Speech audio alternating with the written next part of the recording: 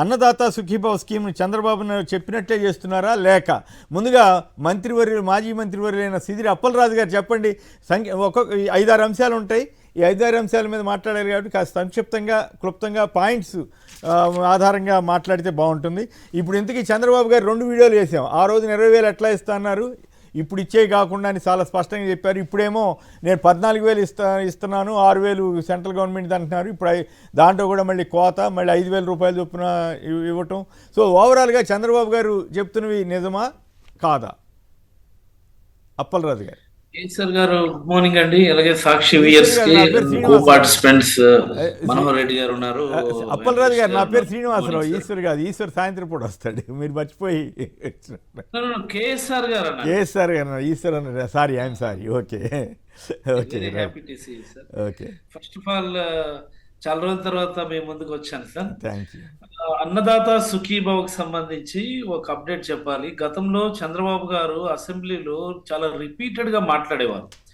కేంద్ర ప్రభుత్వం ఇస్తున్నటువంటి నిధులతో కలిపి ఇవ్వడం ఏంటి, మీరు వేరేగా ఇస్తానన్నారు కదా, అలా ఇవ్వండి అని చెప్పి చాలా రిపీటెడ్ గా అది ఒక పెద్ద బ్రహ్మాండమైనటువంటి పాయింట్ నేను పట్టుకున్నాను అన్నట్టుగా మాట్లాడేవారు.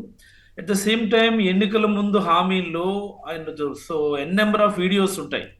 కేంద్ర ప్రభుత్వం ఇచ్చేది కాకుండా రాష్ట్ర ప్రభుత్వం తరపున మీకు 20,000 రూపాయలు అన్నదాత సుఖీభావ్ పేరిట ఇస్తాము అని చెప్పి ఎన్ నెంబర్ ఆఫ్ వీడియోస్ ఉంటాయి. మరి ఈరోజు చూస్తే నిజమైనటువంటి వెన్నుపోటు అండి ఇది. రాష్ట్రంలో ఉన్నటువంటి 50 మంది రైతులకి కూడా వెన్నుపోటు ఇది. అందులో మొదటిది ఫస్ట్ ఇయర్ ఎగ్గొట్టడం, 24-25 ఎగ్గొట్టడం అనేది ఒక ఎపిసోడ్ అయితే, ఇప్పుడు పిఎం కిసాన్తో పాటు కలిసి ఇస్తానన్నటువంటిది రెండోది. మూడోది చాలా దారుణమైనటువంటి అంశం అండి. ఆల్మోస్ట్ 15-16 మంత్స్ అవుతుంది గవర్నమెంట్ వచ్చి. టెనెంట్ ఫార్మర్స్ సంబంధించి ఇప్పటి వరకు కూడా ఒక కాంక్రీట్ పాలసీ అన్నటువంటి దాన్ని వాళ్ళు ఇంతవరకు తీసుకోలేదు. జగన్మోహన్ రెడ్డి గారు ఈ ప్రాబ్లం వస్తుందని ముందస్తుగానే టెనెంట్ ఫార్మర్స్ సంబంధించి సిసిఆర్సి కార్డ్స్కి సంబంధించి ఓ చక్కనైనటువంటి డ్రాఫ్ట్ పాలసీ తీసుకొని వాళ్ళందరికీ కూడా సిసిఆర్సి కార్డ్స్ ఇప్పించి అందరికీ కూడా అన్నదాత సుఖీభావ్ ఇవ్వటం జరిగింది.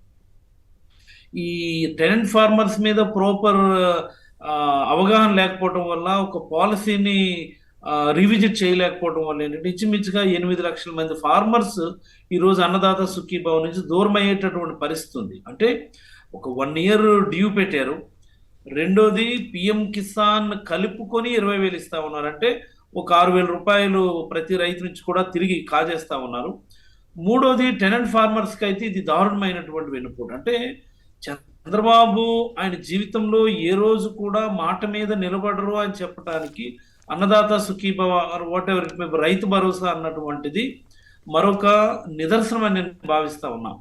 19 ఎన్నికలకు ముందు ఆయన చేసినటువంటి పని మనం ఒకసారి గుర్తు చేసుకుంటే కేసీఆర్ గారు, ఎన్నికలకి కరెక్ట్ గా, అంటే ఇంకా ఎన్నికల నోటిఫికేషన్ వస్తుంది అనగా వారం రోజుల ముందు కేంద్ర ప్రభుత్వం అన్నదాత సుఖీభావ పిఎం కిసాన్ డబ్బులు వేస్తే ఈయన అప్పుడు ఫ్రెష్గా అనౌన్స్ చేసి చెక్కులు ఇచ్చాడు. ఈయన పోస్ట్ డేటెడ్ చెక్స్ ఇచ్చాడు. ఆ 1 మంత్ ఎన్నికల ప్రచార సమయంలో అవి డిపాజిట్ అయ్యేట్టుగా, ఎన్నికల 2 రోజుల ముందు ఒక 2,000 రూపాయలు 4,000 రూపాయలు డిపాజిట్ అయ్యేట్టుగా పోస్ట్ డేటెడ్ చెక్స్ ఇచ్చాడు 2019 ఎన్నికల ముందు. అంటే ప్రజలకి ఆయన మీద ఎలాంటి నమ్మకం లేకపోవడం వల్ల ఆ రోజు బతికి పట్టుకట్టారు. కానీ మరి 19-24 మధ్యలో అదే పనిగా నేను మారాను, నన్ను నమ్మండి, నేను చేస్తాను, నేను ఇదే నాకు లాస్ట్ ఎన్నిక, ఇదే నాకు చివరి ఎన్నిక అని మొసలి ఏడుపులు ఏడిస్తే ప్రజలు మోసపోయే పరిస్థితి ఈరోజు వచ్చింది. ఈ రోజు మరొక వెన్నుపోటు, మరొక మోసానికి ఈరోజు ఆయన శ్రీకారం చుట్టబోతున్నారని ఆంధ్రప్రదేశ్ ప్రజలందరికీ కూడా నేనైతే తెలియజేయదలుచుకున్నాను. రైట్. ఎల్వికే సార్, ఇప్పుడు ఎన్నికల సందర్భంగా ఎన్నికల ప్రణాళిక మేనిఫెస్టో విడుదల చేసే సమయంలోనే చాలా క్లారిటీగా ఉండాలి.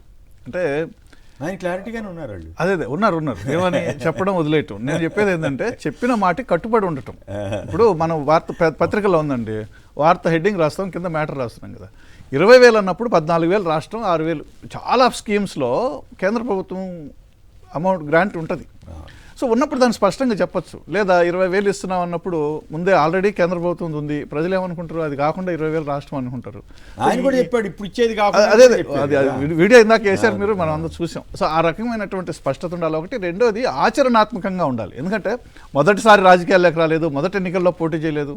సుదీర్ఘమైన 40 సంవత్సరాల అనుభవం, దేశం మొత్తం మీద నేనే సీనియర్ అని చెప్తారు ఆయన. నిజంగా కూడా సీనియారిటీ వ్యవహారం పక్కన పెడితే సీనియారిటీ ఉండొచ్చు.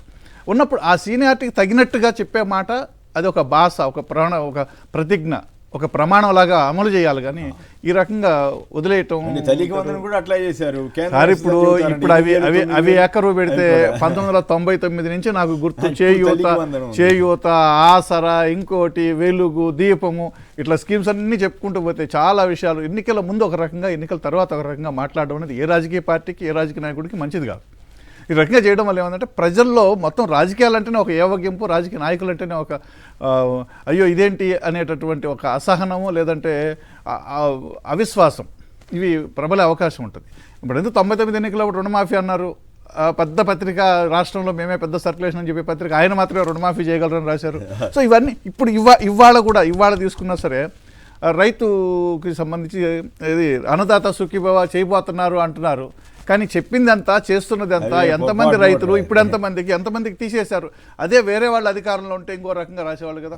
చెప్పింది ఇది, అది ఆ కటింగ్ వేసి ఈ పక్క చేస్తున్నది ఇది అని ఈ పక్క ఇది పెట్టి నెగిటివ్ అయింది. ఇప్పుడు ఏమైతుంది, ఆ చెప్పింది మర్చిపోతున్నారు, వాళ్ళు మర్చిపోతున్నారు, వీళ్ళు మర్చిపోతున్నారు, ప్రజలకు గుర్తు చేయాల్సిన వాళ్ళు కూడా మర్చిపోతున్నారు.